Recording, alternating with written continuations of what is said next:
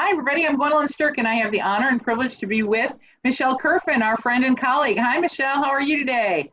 Hi, Gwen. I'm good. How are you? I'm good. And fortunately, we had to have you back pretty quick after the last time we talked because we got some new issues. With the coronavirus starting, it seems like 2020 is a year of one thing after another. Wouldn't you agree? I do. It's been real crazy. And I want to preface this by saying that obviously there is an absolute right for people to assemble and to certainly do peaceful protests. But unfortunately, in the last couple of weeks, we've seen a lot of people suffer from rioting and looting. And I think it's a very serious concern because it affects individuals as well as businesses. So tell us a little bit about yourself first, Michelle, and then we'll get into this kind of complicated subject. Yeah. Well, I'm Michelle Kerfin. I'm a State Farm agent. I have an office here in Homer Glen, but we go all over the state of Illinois. We offer all types of insurance for businesses, individuals, life insurance, health insurance, all the types of insurances. I opened here in 2009 with 0 clients and just have tried to, continue to help the community and build the business. Absolutely, and you've done a fantastic job of that. Let's get really into the nitty gritty here. Are these claims available for both individuals and businesses? Resulting from riots? So yes. Yes. Generally speaking, riots and civil commotion is going to be covered for individuals and businesses. Got it. Now, if you're going to put a claim in, can you give us an example of where an individual might have suffered a loss? Well, here in Illinois, State Farm has had 210 property claims. So mainly businesses, 90% were businesses. Okay. And then we had about 120 auto claims as well. Now, if your car is damaged as a result of rioting, what happens? How do you process that claim? As long as you have full coverage, you just call, you can either just call State Farm directly, you can go right on your app. Actually, with the State Farm app, it's really cool. You can just put pictures and download it and they'll send you a check. It's really cool. Otherwise, you can call your agent, call your State Farm Direct, and put the claim in that way. Now, what kind of coverage would there be for a business? So, for example, you might have damage to the structure where you operate your business from, but with the looting, you also might lose goods or merchandise that you had in your store. Tell us about how that works. Yeah, so most business owners have a business owner policy that covers damage to the property under vandalism and theft of their property as well. So if they had products stolen, if they had damage because their windows were broken, but mainly people who own their own building or structure, they'll have coverage for the building and structure. They'll also have coverage for the stuff that's inside, any improvements that they've done to the inside.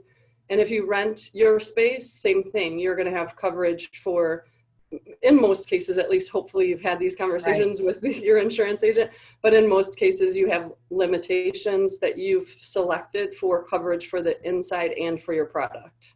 Now, generally with these State Farm business policies, then, would the looting and the rioting both be covered?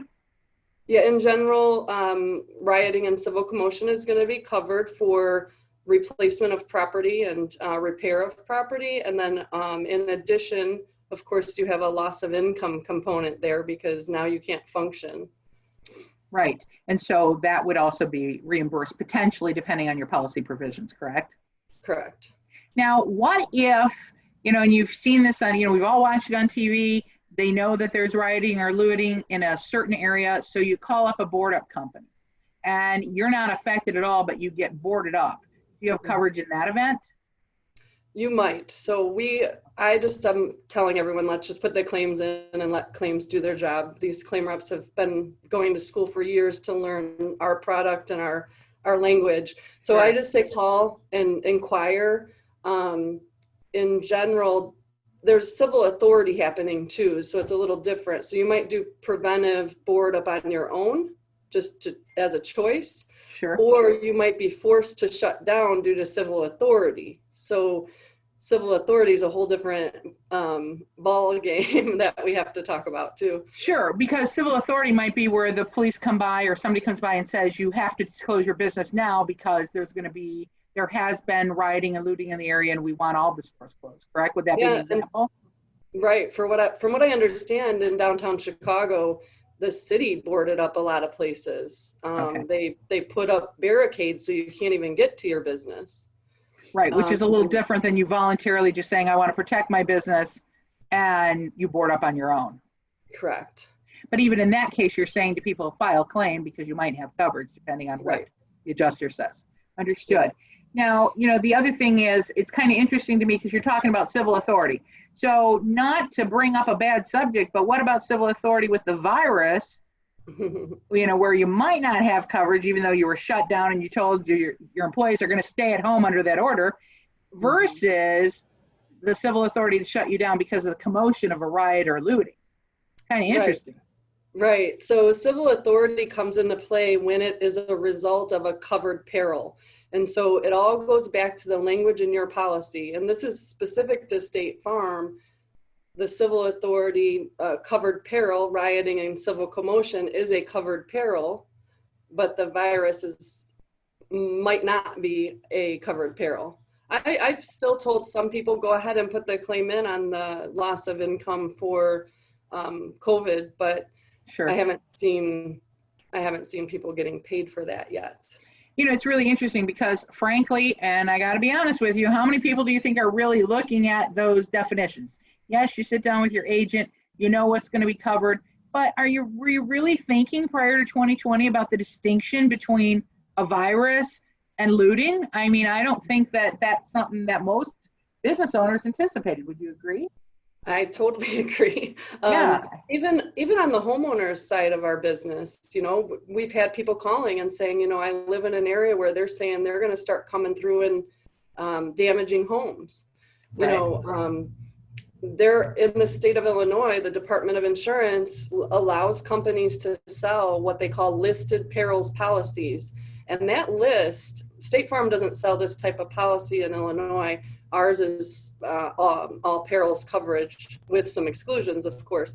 But that list, when you look at it, you think nothing could ever happen, especially prior to 2020. Yeah, exactly. Not on this list. I got to tell you, next year I'm going to read that policy line by line and look at every definition and start arguing with them. I think it's going to be interesting to see how people rechange their approach. Because who would have thought that this was going to happen, right? The same year, we get a virus. And then I heard a distinction. I read a really good article about, is it a virus or is it bacteria? And if it's a different definition, is it going to change your coverage? All this stuff is coming down on all of us. And I think it's just such a new world that people are going to start questioning it. So tell us, let's say, for example, that you had a store in a given area and unfortunately you were the victim of rioting and looting. So somebody came in, you then should call your agent and file a claim. But how quickly are you going to get any kind of reimbursement back to really try to get restarted? Yeah, so at State Farm agents, the majority of State Farm agents have the authority to write checks right out of our office. It's called agent draft authority. Okay. In general, we're typically only allowed to write up to $5,000 out of our office, but they've increased that to $10,000 now during this time. And they do that, when a tornado comes through, they'll do that too as well. So different reasons they'll increase our authority. But we can write a check right out of our office. And then our claims partners did do a conference call with us this last week and told us their ultimate goal is a 24-hour window. They've pulled specific teams that aren't having big claims right now in to specifically process these claims. And like I said, we had 210 in Illinois. So to be able to handle that from a State Farm perspective, the numbers are pretty easy for us to handle. Interesting. Now, let's say that you're a victim and something happened in your business. You get to the office and the front window shattered and it appears that, somebody went in. What should be your first step? Obviously, you call the police, but do you also call the agent before entering? What can you give advice to business owners out there that might experience this? I would call the police. I would take as many pictures as you can, and I would start preventive actions. So get people out there to board up. If you can't afford it and you are with State Farm, call your agent. They will write you a check so that you can handle the board up and the preventive. But take as many pictures as you can. Don't worry about us. Go ahead and do your preventive and we will take care of it on the back end. Got it. Now let's change the scenario, and you're an individual and your car is parked, and maybe you were in a store or picking up a pizza, and then something happened and you come out and your car is damaged. What do you do in that event? Call the police, and then again, take your pictures and call us. So if the car is drivable, obviously you can call us whenever, but as long as you have the police report and some information of your coverage, your damages, as long as you have full coverage, we're going to take care of it. Okay. And what if there's still activity in the area and you can't get the police there? Should you just then file the report within a reasonable amount of time thereafter? Yeah, get pictures and get your go ahead and turn in your claim. Even if you don't have a police report, we're going to take care of it. Got it. I just say call the police always. Sure. And then what about these homeowners? Because, they heard, although, we don't know that it has happened, but you're in an area maybe where there's stores and your home is behind the store, and then you suffer damage as a result of the rioting and looting as well. Does the same type of process apply to you? Yep. So and do you have okay. And do you have a duty to do any kind of preventative action if you think something's occurring? You don't necessarily have a duty to prevent. When something does occur, we do obviously like for you to mitigate further risk by doing something, like if you have a hole in your roof, we want you to patch it up until you can get your roof done. But really, you don't want water to come in my whole house? Yeah. So really the same kind of common sense stuff. There's really nothing extra. It's just what you would do for a normal claim, right? Yep. Yep. And I know that a lot of people are fearful. A lot of businesses have been affected. And I think that the issue is that you really have to pick up the phone, call your agent. And can I encourage people? Maybe they need to have an insurance checkup with you. What do you think about that, Michelle, to know what's covered and not covered, right? Yeah, like we mentioned last week, it's just, I try to do that every year with my clients. And sometimes they think that we're trying to just sell more to them. A lot of times we find discounts might be missing. We go over those coverages and they're like, oh, I don't have coverage for that. You offer that? Oh. So there's a lot of things that you just want to make sure you're covering your assets, and that's what we don't want, the phone call where we have to tell you don't have coverage. Believe me. Right. No, and I think that's really good advice. I think that whether it's an area of your insurance, and if you're a business owner, I got to tell you, I think that you're going to be tired of your business clients because they're all going to be calling and saying, when it's time for renewal, what can I do differently? Because I certainly thought I was covered and I wasn't. But, outside of the insurance coverage, just think about other areas of life that you might want to also be looking at as a result of everything happening in 2020.